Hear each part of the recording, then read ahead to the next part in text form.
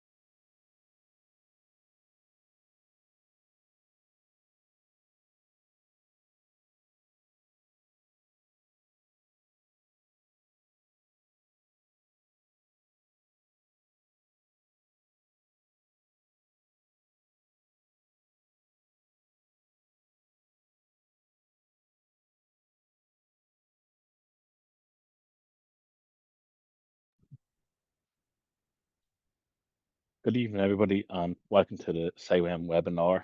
This is the fifth webinar in this year's program, and this evening's webinar is in relation to harvesting nature, and we'll cover innovative approaches to flood mitigation and ecosystem restoration. This evening's webinar is part of the CIWEM Nature-Based Solutions, Flood Resilience and Adaptation series, and it is hosted by the CIWEM Northern Ireland branch in conjunction with ARUP.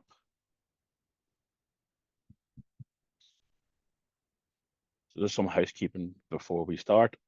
This webinar event will be recorded, and just to note, we will put our recordings of our events up on the CIWEM webpage on our YouTube channel when our authors, speakers give us permission to do so, and as long as there are no copyright issues. You can view our past digital series on our YouTube channel, usually a few days or 1 or 2 weeks after the event has happened. If you experience any technical issues and need assistance, please raise your hand and use the chat feature on Zoom to let us know what the problem is and what help is required. If you have any problems accessing the chat, please use the Q&A. So we will take the questions at the end of the presentation. And if you'd like to put a question or make a comment about the talk, please use the Q&A facility on Zoom. Chat should be for technical issues with Zoom only. When asking your question, please state who you're posing the question to. This webinar covers 1 hour of CPD. However, we do not provide CPD certificates, and this is not a CPD accredited training. Just some information about CIWEM. CIWEM is a Royal Chartered Professional Body, independent charity. And you can see on the cover page here that we have links to the CIWEM homepage, where you can also delve deeper into the CIWEM vision on strategy, people, planet, possibility. And also there's links to membership, if you'd like to look into that. Just some background information on CIWEM. CIWEM's mission is to improve water and environmental management for the public. We are a community of practitioners and visionaries working on issues like adaptation and resilience to climate change, enhancing our built environment and improving water security. And as a Royal Chartered Institution charity and professional membership body, we are recognised as an independent and trusted voice on the water environment. In terms of numbers, in terms of numbers, there is over 11,000 members to date, and that covers 57 organizations and universities and across 89 nations. Just very brief summary on what we'll be covering this evening before Michael and Donncha take over. So this is the 5th technical talk in the CIWEM program, and it's going to cover the successful nature-based solutions and what it requires in terms of collaboration among communities, government bodies, and environmental organizations. ensuring sustainable flood management with added benefits like better water quality, richer wildlife habitats, and climate resilience. Ultimately, nature-based solutions provide a valuable strategy for reducing flood risks and preserving Northern Ireland's natural landscapes. This evening we will have two speakers. We will have Donncha Madden, who is a principal ecologist at the Arup with 20 years experience in ecology and environmental sector. He specialises in ecological survey, assessment and design for biodiversity. And we'll have Michael Pollock, who is the senior water engineer at Arup with a PhD in hydrology and climate change. He's an associate fellow of the Royal Meteorological Society and a member of the ICE and BHS. Unfortunately, Alex is not here this afternoon or this evening, but Donncha and Michael will cover Alex's aspect of the presentation. So I'd like to hand you over now to Arup, and I think that Donncha's maybe going to take the first couple of slides here. So thank you. All right, thank you very much, Paul. First of all, just like to say thanks very much to you, Paul and Barbara, for the invite, and CIWEM for the invite to talk to you all on this subject today. I will, if you flick onto the next slide there, just to run you down through what we're going to talk about. I'm going to give you some context to what we're going to talk about, and I'm an ecologist. So I'm very much focused on the context of the biodiversity crisis, and hopefully before I sort of depress you all too much, we'll hand over on to Mike and we sort of talk to you about the sort of solutions and the sort of cross multidisciplinary solutions we can work together on, touch on some of the constraints and opportunities, on some digital innovation for greater uptake of NBS, and we're going to run through some projects and relevant case studies, and then we'll finish up with the questions and discussion. Just a small bit about Arup itself. Most, if not all of you, will have heard of Arup, a multidisciplinary consultancy founded in 1946. We've over 18,000 people worldwide, offices in over 94 cities, and including in Belfast, where I am based myself. I'm the ecology lead for the Belfast office. Flick on to the next slide. Yeah, so just on the context, we're all aware, or we're all probably fully aware at this stage of the significant problems this planet faces. I've got some stats up there around sort of the raised CO2 levels, increase in natural disasters, and number of people in river basins where there's severe water stress. But we're also have significant declines in biodiversity, and biodiversity being part of nature, and nature sustains the Northern Ireland economy and the health, wealth and well-being of its people. Protecting the natural environment is therefore fundamental to achieving economic and social goals. However, it's now pretty clear to everyone the more pressure has been applied than Northern Ireland's land and water can bear. Can you jump on to the next slide? Included this slide to sort of bring into focus where nature and biodiversity is. We have a recent State of Nature report for the UK, demonstrated that Northern Ireland is one of the most nature depleted regions in the world. And the situation isn't improving, unfortunately. 12% of species on the island of Ireland as a total are at risk of extinction. A measure of how intact biodiversity is the Biodiversity Intactness Index, and attempts to estimate the proportion of species still present in an area and their abundance despite human impacts.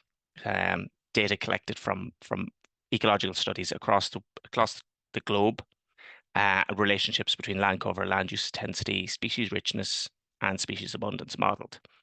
The headline figures here are that 90% is considered the necessary level to keep within the planetary boundaries of tipping us into sort of territory where it may be irrecoverable. The average currently globally is 77%.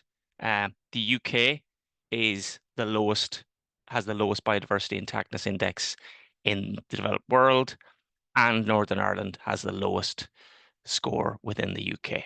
And that sort of highlights the state of where we're at. If you want to flick on to the next slide, the Office of Environmental Protection report on the drivers and pressures affecting terrestrial and freshwater biodiversity in Northern Ireland highlights what those key pressures and drivers are. Natural resource use, exploitation, invasive species, pollution, climate change, land use change. Lough Neagh is a clear and well-known illustration, well known for anybody that lives in Northern Ireland particularly, and probably those throughout UK and the Republic of Ireland. It's a clear illustration of the problems affecting all of Northern Ireland's environment. Together, this poses a conspicuous challenge to government and to society. And it's an example of multiple pressures acting over time to impact on biodiversity. The interaction of pollution from nutrients, invasive species, climate change, resulting in observed changes in water temperature has been widely acknowledged as responsible for the thing that we've all seen in the headlines, which is the toxic blue-green algal blooms that have occurred over recent summers. But from that point, how can we help address these crises whilst also addressing flood risk? And I'll hand over to Michael at that point. Thank you, Donica. So I'm going to talk a little bit about nature-based solutions. So the International Union for Conservation of Nature define these as actions that protect, sustainably manage, and restore natural and modified ecosystems, which basically address societal challenges at the same time as benefiting people and nature. In terms of the problems that they're trying to solve, so things like adapting and mitigating to climate change, thinking about such things like resilience to extreme weather, for example. Management, how we manage water, both in terms of quantity, so flooding and droughts, but also water quality. We can address the biodiversity crisis that Donica has just put across so starkly there, with different types of nature-based solution, as well as thinking about our food and agricultural systems and how we can positively influence land degradation, soil health, to improve these systems. And then there's the point that Donica made about increasing urban populations. I think there's a lot that we can do potentially in urban areas that can provide more equitable access to green space, improve problems associated with the urban heat island effect.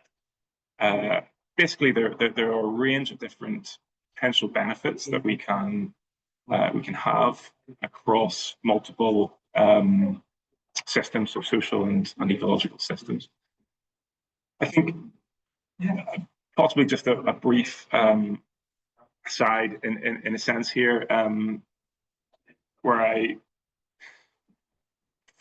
sometimes feel a little uncomfortable with some of the terminology we use. So this idea of solutions, to me, it sort of implies almost a mastery over what are really complex ecological, social systems that we don't necessarily have.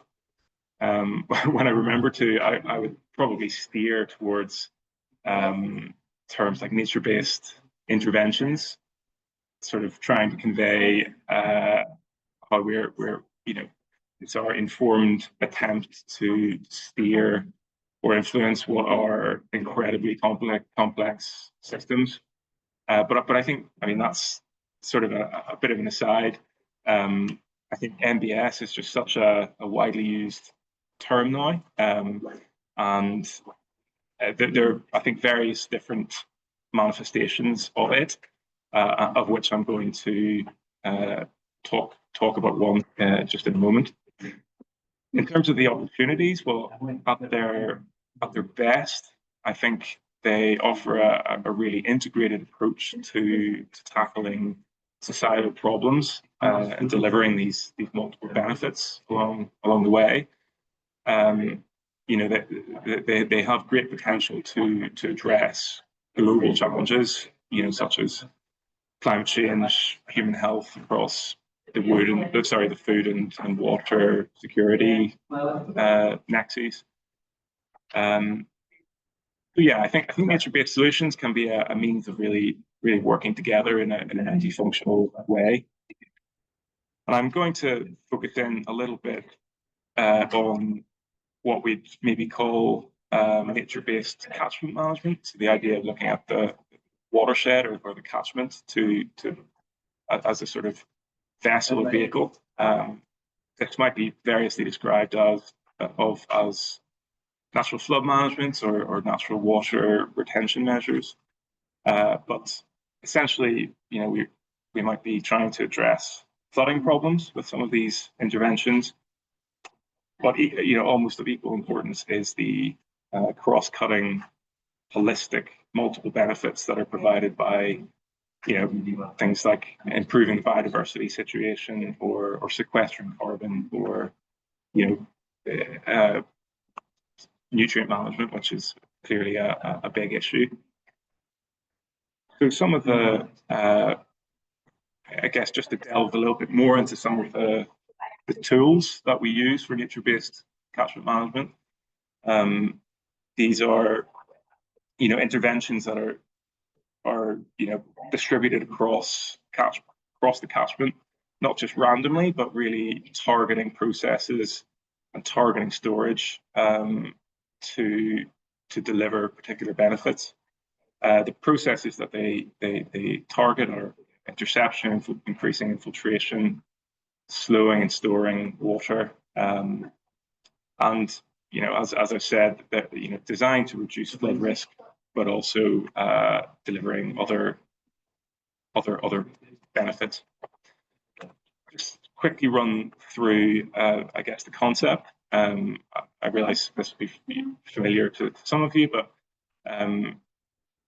sort of thinking about the catchment approach, we're installing interventions upstream of an area of a risk. So it could be tree planting, for example, to intercept rainfall and slow the flow of water.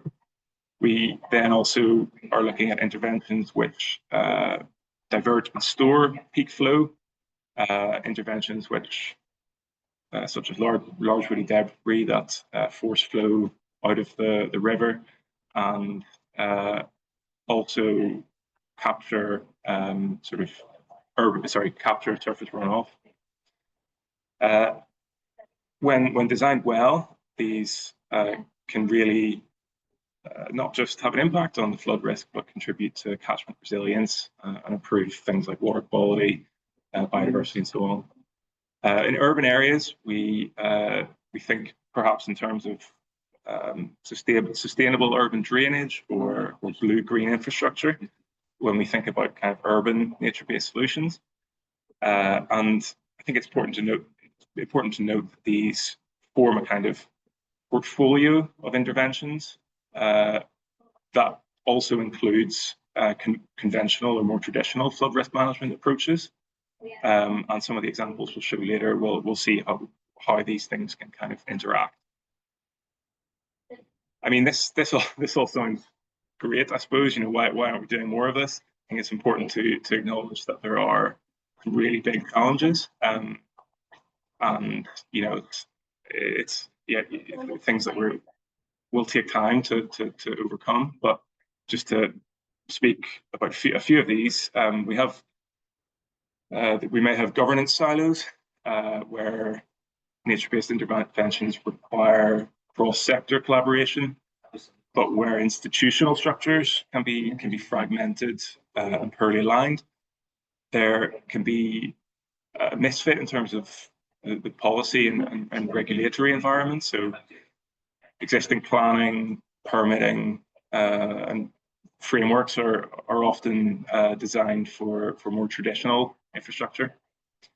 We can have funding valuation difficulties where the benefits delivered by long-term benefits delivered by NBS are actually quite hard to quantify, and this can make it quite challenging to build business cases around that.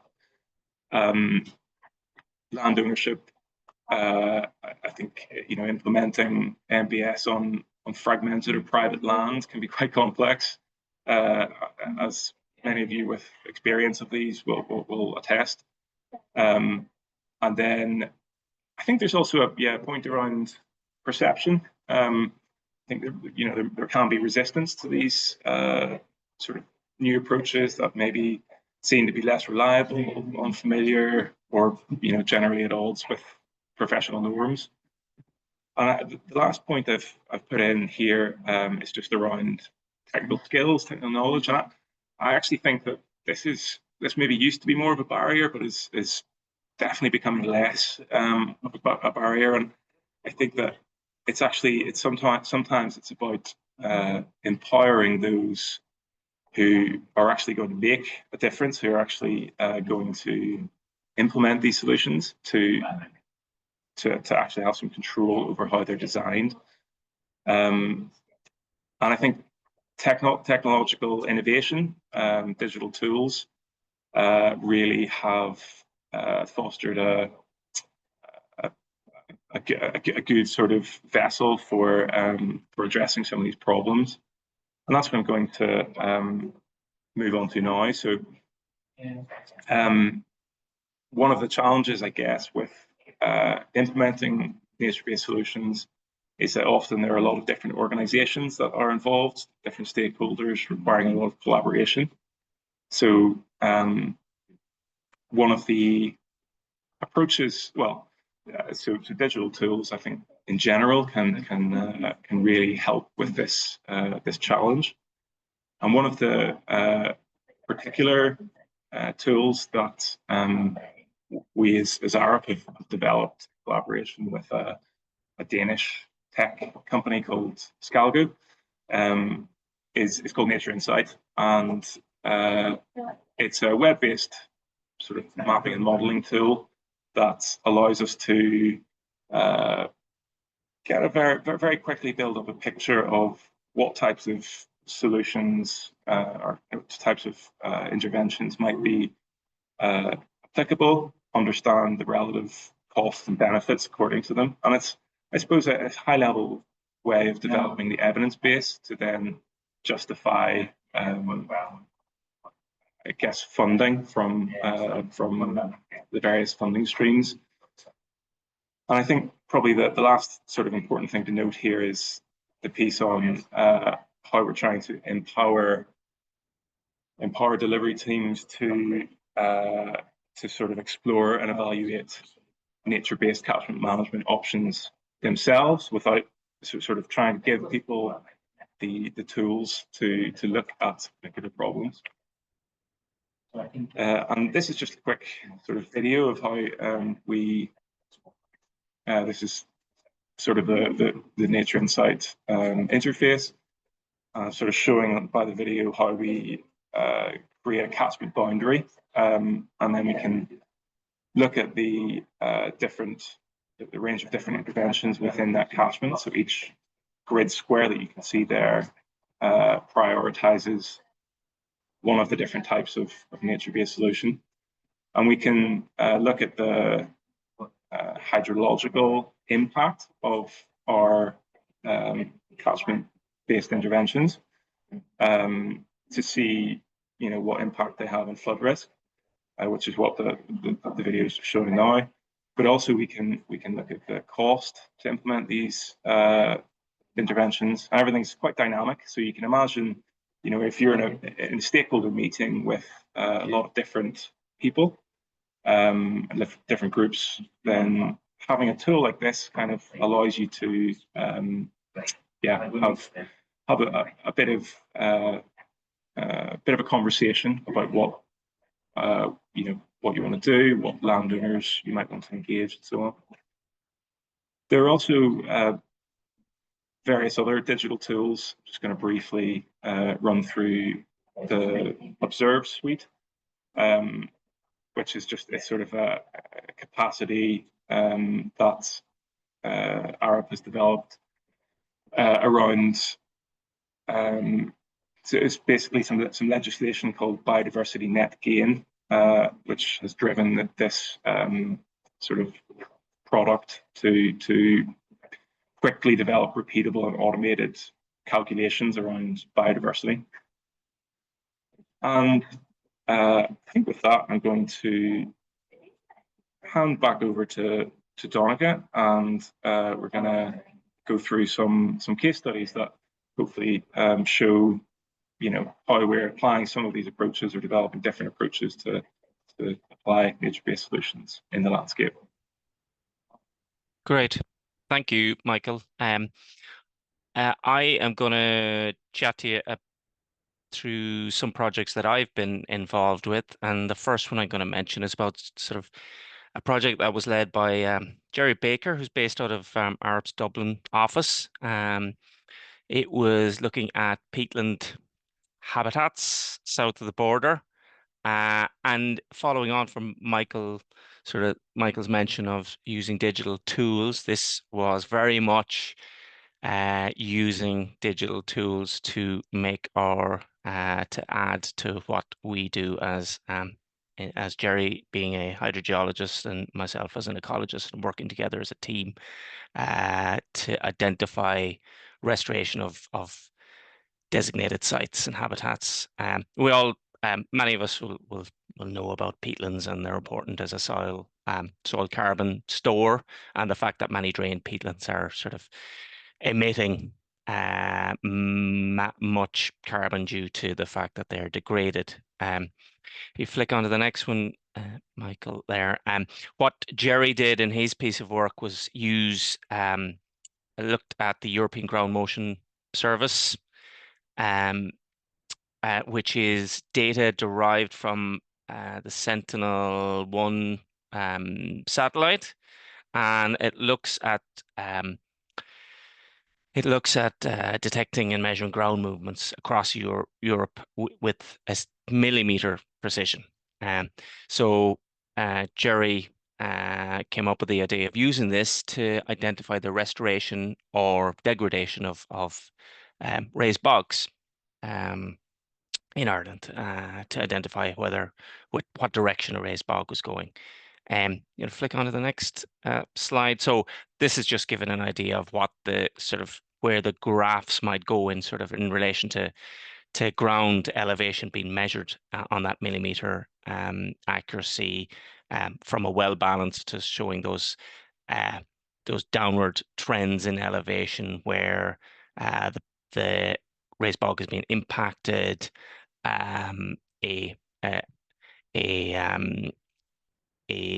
situation where you've got mineral soil where it's not relevant, but then where restoration has been developed for a raised bog, showing an increased and improving trend. So that piece of work, I'm going to flick on to the next. So that we myself and Jerry looked at a bunch of relevant data sets around sort of soils data sets, Geological Survey of Ireland, and designated site data, and was able to and we have been able to identify sort of restoration success for certain sites, because we know there's lots of work happening north and south of the border in relation to peatland restoration and how that fits into a sort of that nature-based solution picture. And it's been a really useful sort of tool for us to apply, rather than or as well as those surveys on the ground that show you your piezometers on the ground, your ecological survey on the ground to show where that's been restored. If you want to flick on to the next example. So I literally just ran in from site today. Michael was gonna have to do this all on his own, but I've been stuck in the middle of a couple of fen sites. I'm in a hotel in Mullingar in County Westmeath at the minute.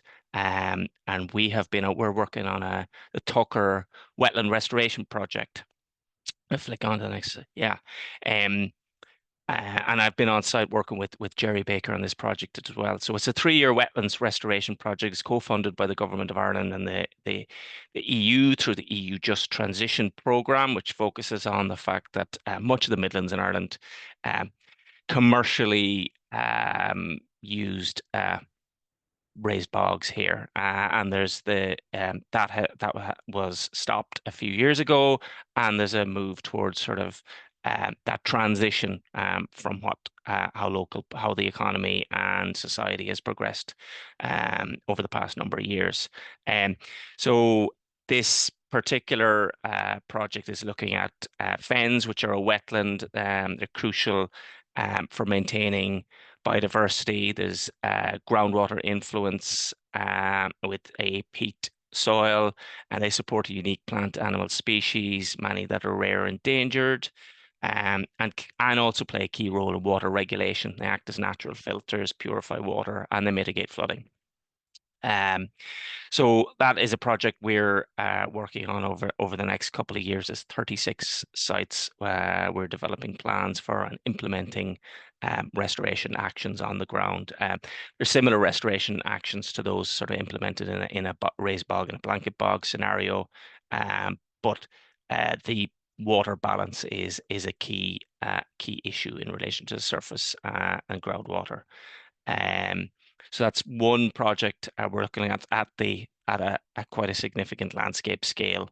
You want to flick on to the next one, Michael. Another project that I worked on myself in Northern Ireland is a 16 SAC, Special Areas of Conservation management plans. So the development of these plans over the space of 4 or 5 years. Where we had a variety of, we're showing where all the SACs are, each of those individual blue points on the map. We had 16 of those, which we developed management plans for. And we've got we have 1, 2, 3, 4 of them highlighted on the page there at the minute, which covered a variety of different types of special habitats, which are rare or declining at a European scale. So these, whilst our piece of work there focused on the actions to restore these habitats, they also have the added functional benefits of restoring ecosystem services, such as in relation to flooding again, and mitigating on that sort of those carbon emissions for some of the peatland sites. As we talked about previously. But the next slide. Yeah, so these, I think, an important point to sort of make, and Michael will touch on this again later, is around sort of how the plans were developed, and that sort of multidisciplinary approach and multi-stakeholder approach in how we're doing this work, rather than one single discipline taking control and owning. It is sort of working with others and working with the local people in the area where plans were developed. So you see a historical image and understanding that history of the site going back over the past couple of centuries and before. We had flyers where we had talked to the local people in the area to understand the historical use and how things had changed. And then we used modern techniques such as LiDAR to identify, exact locations of where the most impacted locations are, in addition to those on-the-ground ecological surveys. So I think that I'm going to hand over to Michael now, but that sort of gives a flavour of some of the more upstream landscape scale nature-based solutions, where we're sort of focused on biodiversity improvement, but we have the multifunctional sort of benefits, side benefits. But Michael's going to sort of delve into as we're heading down the catchment towards the urban centres. Michael. Excellent, thank you, Donica. So the next project you have come across before, the strategic drainage infrastructure plan for Derry, Londonderry, and this scheme, so it was led by our Belfast team, Pete Gray, Owen Kilroy, Jenny McDade, and others, and so the drainage master planning approach recognized the need for integrated solutions that sort of bring together both more conventional infrastructure with the nature-based solutions to deliver multiple benefits. So specifically, as you can see from some of the sort of sketches there, looking to use open spaces and watercourses to sustainably manage water. And I think, just to emphasize that sort of integrated approach, the schematic on the right-hand side there shows the importance of the interplay between different stakeholders and how working together and somehow getting past those barriers we discussed earlier that might exist to work together to sort of deliver on a shared vision.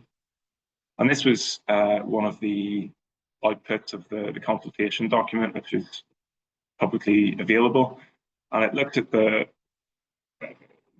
full suite of interventions that, yes, may predominantly focus around water management in terms of flooding, drainage, water quality, and so on, but which also are sensitive to the needs of society as a whole and the environment. So you can see towards the top of this table some of the more, let's say, nature-based catchment approaches, and then down towards the bottom, some of the more traditional or infrastructure-based solutions that hopefully will work together in harmony.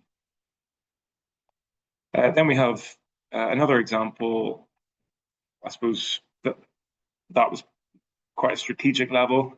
This one is a project that was delivered 3 years ago now in County Durham, and apologies that it's all quite small, but just to get an idea of scale, this is a stretch of river where different storage, sort of flood storage interventions were developed, but with a real focus on making this, I guess, placemaking, making this an area that people want to visit, in terms of taking the dogs for a walk, or just providing social amenity value and improving some biodiversity benefit as well.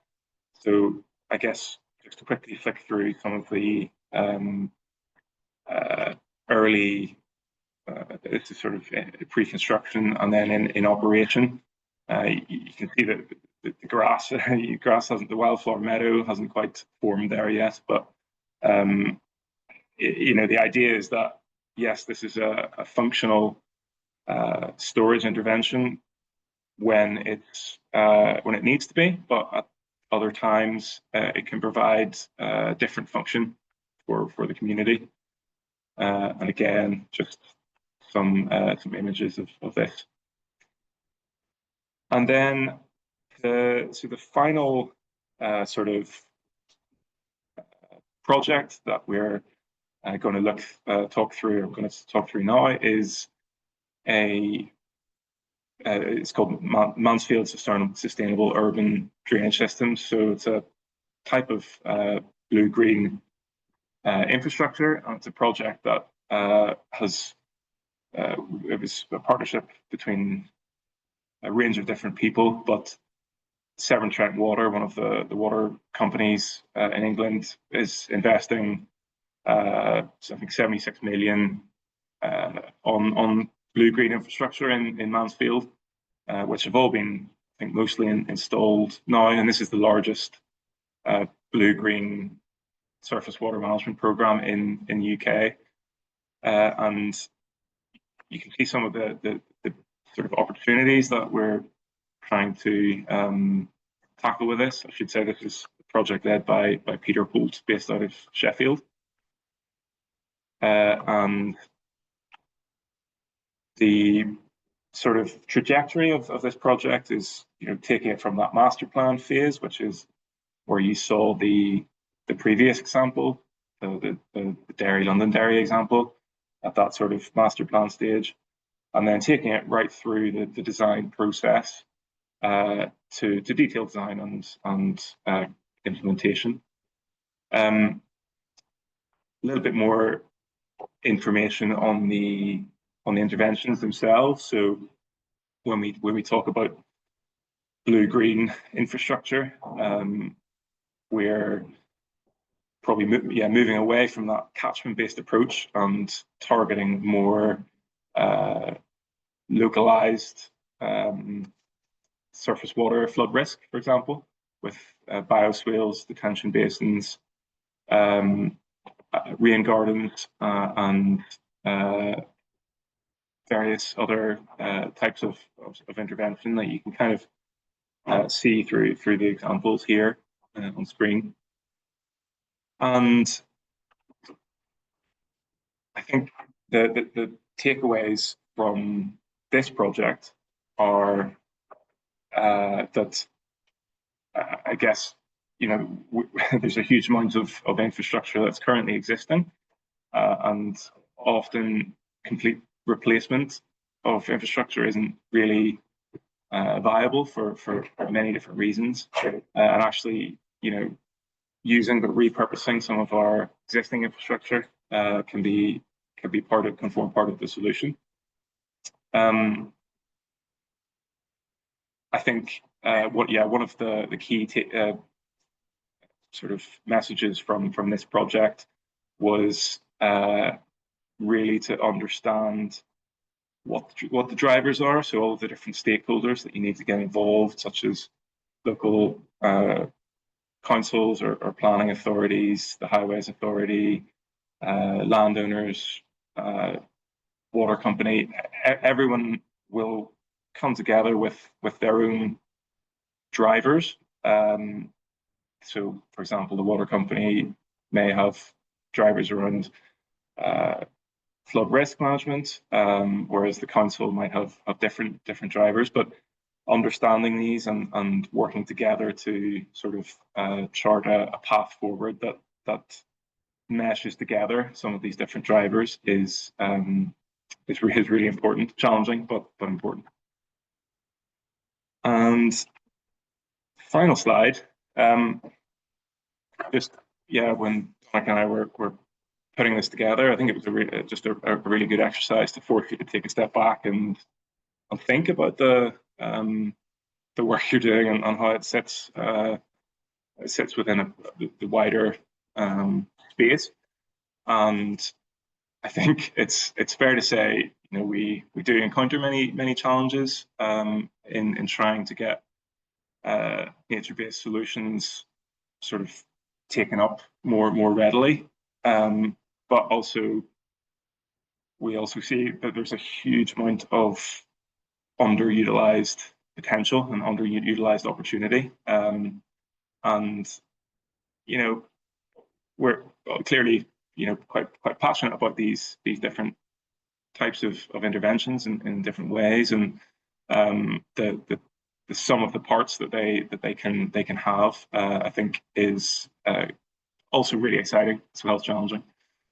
One of the ways that I think we can unlock greater uptake is, as I mentioned, through technology and making, you know, the different ways of assessing and evaluating nature-based interventions more readily accessible to you know, the organizations, be they local authorities, water companies, non-governmental organizations, charities, just making tools that actually allow people to, you know, cut through some of the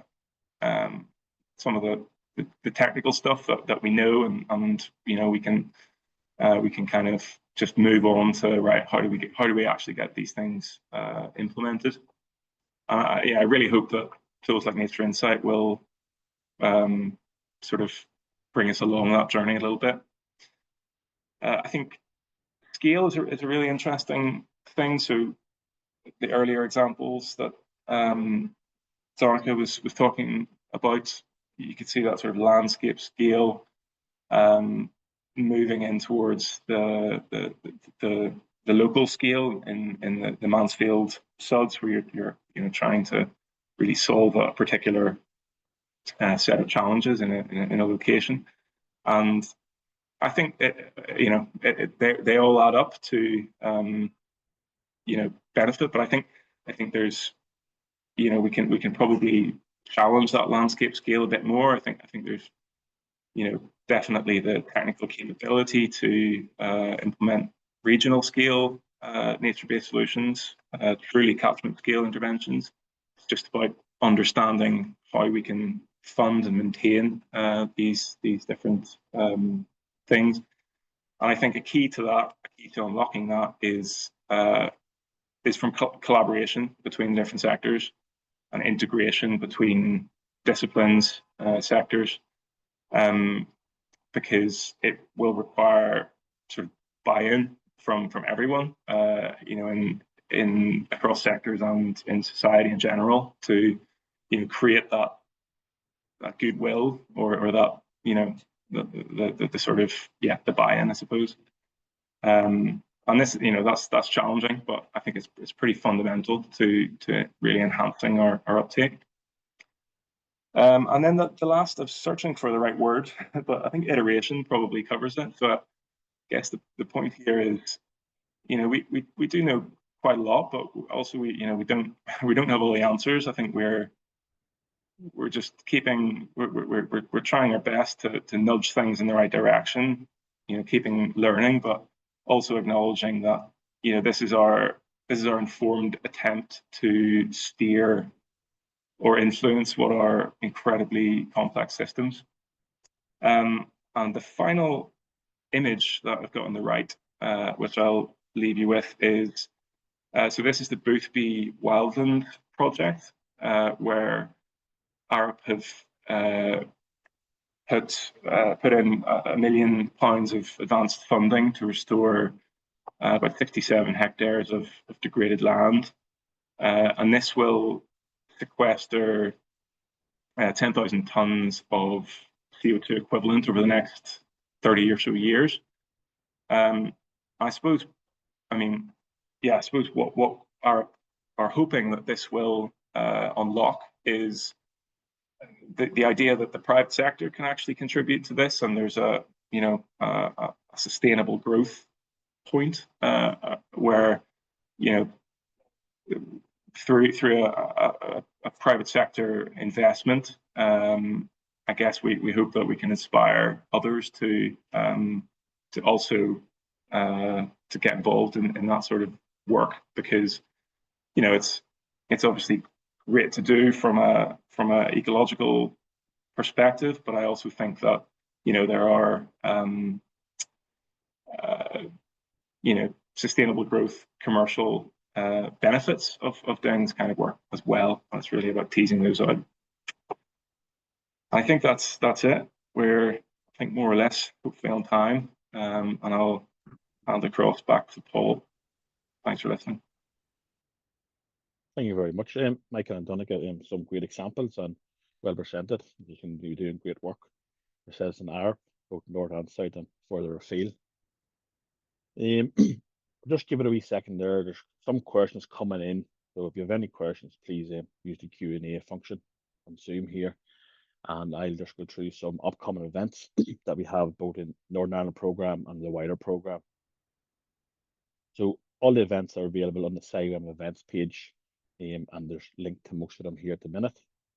So the next one we have coming up ourselves is this day next week is the annual dinner, which has been held in Titanic Hotel in Belfast. And that's a celebration for all the work and presentations and hard work that we've carried out with consultants, contractors and committee members throughout the year. So it's always a good event. We have, I think, maybe 180 to 200 people booked in for it, so it should be well attended and a good evening. And then the last event on the Northern Ireland programme is a field trip to Belfast wastewater treatment works in conjunction with NI Water and the Living with Water programme. And that's for the early careers. And we'll have, over lunch, we'll have a bit of a bolt-on session and advice from previous chairs, past chairs, and fellow members on how to become membered or chartered, and there'll be a support session as a we have bolt-on, as I said. Other events in the CIWEM calendar coming up is on the 19th of May. We have the CIWEM Rivers and Coastal Group, which is part of the Early Careers Professional Challenge.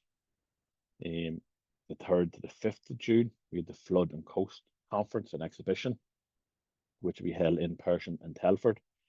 And then on the 15th of July, we'll also have the judging event for the challenge. As I said, there is other events on the page. I know our ROI members have an event coming up on the 9th of May as well. The CIWEM President Hannah is going to be in attendance at that. So there's plenty of events coming up, so please do check out the events page.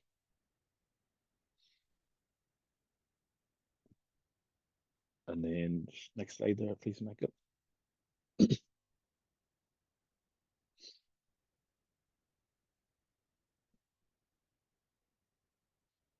Yeah, so just some of the CIWEM learning and development. I said we have links to the training on the home page, also to the CIWEM policies and publications, which covers the journal on the flood risk management, the water environmental journal, and the environmental magazine.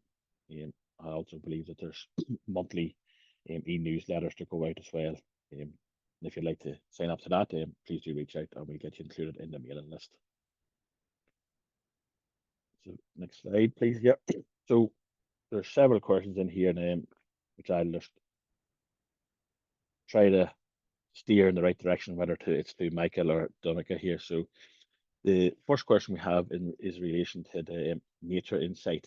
So there's two parts to this question. First part is, what is the scale that the example that we presented opportunity maps produced? Specifically, what is the resolution of the topographic data? And in terms of the stores, is it still 500 stores behind individual bunds? Yeah, I'm happy to take this one. I'll not spend too long on it, but very happy to pick this up sort of offline. So each grid square that you saw is a 6-hectare grid square. The underlying topographic data is 1 meter LiDAR, and the storage behind the intervention is the storage bonds is 500 meters cubed, but this can be changed according to the user dynamically. I should also say what I meant to say in the presentation. Apologies.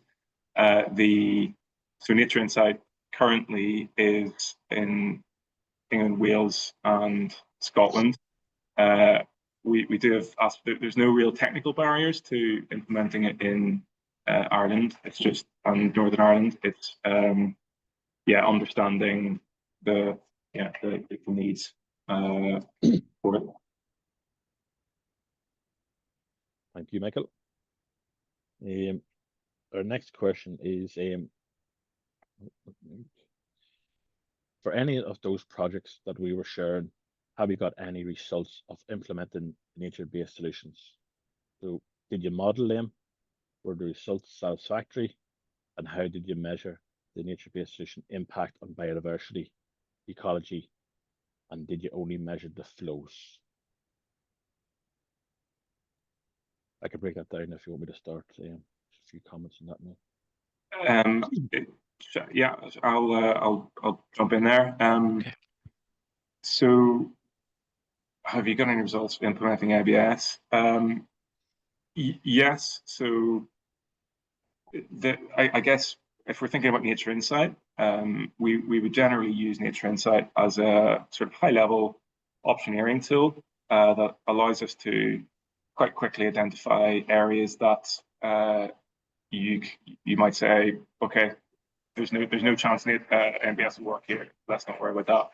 Okay, there's chance it could work here. We think it could have in the order of 20% benefit to flows. Let's focus on that. And then, so at that point, we can link up with a hydraulic model and sort of demonstrate that using more conventional techniques, I suppose. And we have found, you know, the number of times that we have done that, but it's been quite representative. Apologies if sorry, go ahead. I'll maybe jump in just on that one as well. Michael, what's been really useful in England and is driving that sort of linkage between implementation of nature-based solutions and let's say that the monitoring that you guys as water specialists might do. What's really helping the monitoring there is the implementation of biodiversity net gain and the measuring of habitat condition and extent and change in habitat, and that's really been a useful sort of part of what's happening. Now that was only came into was legislatively required from last year. So we're early days in England specifically, but that will be a really good measure as to understand sort of a baseline biodiversity, and there are very much requirements for that sort of monitoring to be maintained over a period of time. Unfortunately, very often once we sort of talk about the multifunctional benefits and multiple specialisms working together, unfortunately, sometimes we're not yet at the point where we've got fantastic post implementation multiple benefit monitoring or multiple impact monitoring for these projects. And very often, if it's a biodiversity-led project, it will be monitoring of the habitats of species, and you may not have. So, for example, the projects I've worked and I talked about very much focused on biodiversity, very much focused on monitoring those post implementation. And then if it's a water and flood project, it would be very much focused on monitoring of the flow, and that's what we need to improve on. Thank you very much, Lynn. The next question is, in the south of Ireland, the OPW are focused in the 1% and the larger floods, so do not put much importance on the benefits of nature-based solutions. For floods, this is a significant barrier to implementation. So, happy to jump in here. I think that's very good point, and it still is a challenge in England as well. I suppose one way to look at it is what that 1% or the 1 in 100 year flood, that maybe pre climate change adjustment. Once you apply your uplift for climate change, actually the flows increase quite a lot. So one of the ways in which nature NBS schemes here have had some traction is that kind of catchment resilience angle. So thinking of that sort of difference between the 1% and the 1% plus climate change. But yeah, I think it's still a challenge. I believe there's some legislation in England that is coming in to change the way in which the flood schemes are funded, but we're yet to see, which might make NBS more possible, and possibly, ranking not just on flooding and funding, not just on flooding, but also some of those other multiple benefits that Donica said. But yeah, it's definitely one of the challenges. You, Michael. Next up is there is still a call for proof that they work for flood mitigation and/or that they are cost effective. Have you any reports and or publications that you would recommend? I do see there's also some comments on the question. Whereas Lucy here saying that there's some interesting outputs coming from Spain's Hall Estate around this, and also Southeast Wales. So is there any examples of maybe we're too early into them, or is there any like closeout reports that have proved? I think so. I think so. The scale issue is obviously one that is talked about a lot. So when you have a catchment that's 5 kilometers squared scale, and you densely implement interventions there, you can more easily demonstrate the benefit than if you implement interventions at a much larger catchment scale, 100 or a couple of 100 kilometers squared. And I suppose this links to one of the points that I made about the level of ambition. And I'm not necessarily sure that we have the examples of those larger catchment areas where we've really invested in nature-based solutions. So I definitely take the point that there's a challenge in sort of demonstrating through evidence, but the modeling approaches that we use are based on sound physical principles. So yeah, another challenge. Yeah, I think Barbara has dropped in some links here to the Southeast Wales examples, Cardiff University and Shropshire, and then a link to the Elson Water Project. So there is some links there if you want to hit them, anybody, and they'll take us for some more information.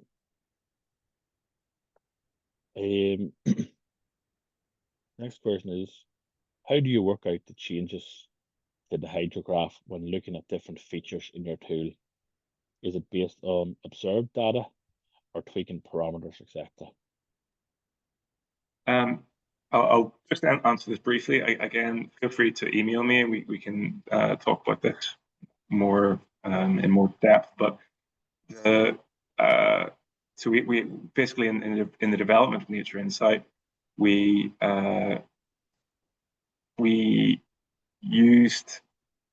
developed these sort of default parameters that where we use underlying sort of catchment characteristics.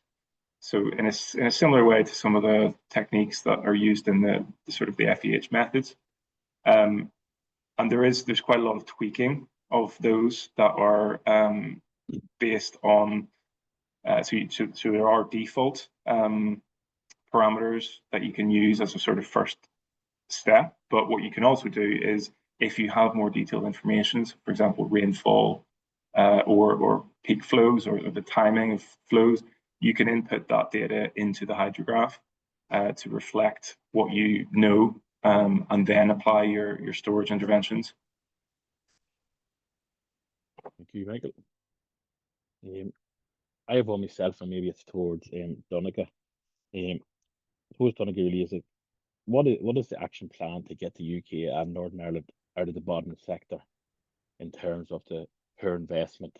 And again, like, is it stuff like holding us back in terms of maybe a bit of ignorance through uneducated solutions here from people who don't know like what they're doing, not yourselves obviously, And is it just, well, are we still reverting back to old school designs, hard engineering, which has a rapid response, or is it like the resistance that Micah spoke about in terms of maybe frameworks or water authorities maybe not given adequate time or land to facilitate some of the solutions? Look, I think I'll I'll not give you the answer. If I knew the answer to solve it all, Paul, I think I'd be quite a popular fella. But I think that, I mean, examples of the Living with Water program are a great example of an attempt to try and bring multiple agencies together and multiple organizations together to help drive these sorts of solutions at a catchment scale. People know they're a good thing, and they're know that they're going to have multiple benefits there, but it is very difficult um make to push the case that there may be some uncertainty. They're not nature-based solutions, whilst um they might look like they're a a cheaper option. They can often be a cost and an ongoing maintenance cost towards them, and it's sort of I think it's a mindset and that sort of collaboration. We know in Northern Ireland that it's difficult to get various uh, bodies together to work cross-sectorally and cross government body. It is a hard slog to try and make things happen. But I think things that are driving change are the the the headline of Lough Neagh has sort of focused minds. We do have a recent publication of an environment improvement plan for Northern Ireland, and there are sort of targets in there around sort of biodiversity and water quality, etc. This should help drive how things are improving in the Republic, and I think we will follow on, but they're being driven by the nature restoration plan, and there will be targets within that nature restoration plan around sort of how the efforts that government bodies need to make in what biodiversity targets. It is questions that we're getting asked more and more about, how do we show that we are enhancing biodiversity in the work that we're doing. I think it's been a slow build up, Paul, but I think talking to between disciplines, as us as sort of water professionals and ecological professionals in the first part is probably the best place to push these conversations and have these conversations and bring them forward together as sort of multidisciplinary sort of teams and offerings to government. I think, it is tough and is slow, but we've got to keep pushing the agenda on this one. I think we all instinctively know it's the way we need to go. Yeah. Yeah, that's probably because personally as a contractor we've been maybe touched on a few of these nature-based solutions. We had fragment filters, we'd reed beds and stuff, and sometimes you say the emphasis is shareholder agreement and engaging and trying to try something new out of fear is to go back to what we know that works. And maybe you say it's just educating people that you have to have a reference site to try something. So yeah, I'd agree totally what you're saying. Yeah. 100%. And we are talking about multi-functional sort of benefits which can arise from these things. Dr. Burke was asking about sort of proof around some of the benefits, and it's still a work in progress, but it's something that we need to we need exemplar sites, and we need to sort of look at how we sort of focus in on specific sites and make make make things happen on specific sites to show these multifunctional benefits. I think the multifunctional angle is the way to sell these to sell nature-based solutions. It's not just one simple solution that sorts out a flooding issue. Perfect. That's all the questions. So just in order to wrap up, firstly, I'd like to thank Ara for presenting this evening, and especially to Michael and Donegal for the webinar. So again, thank you very much, gentlemen. Also to Barbara, who is from CIWEM HQ and has put all the hard yards in the background, trial sessions, and facilitated this evening's webinar, has been populating the chat function with links to further information. And finally, I would like to thank everybody who dialed into the webinar. We appreciate your attendance and taking time out of your Thursday evenings. And CIWEM appreciate your continued support. So that's it, everybody. Thank you very much. For anybody who is still in the office, safe home. And we'll see you the next time. So thank you. Thank you.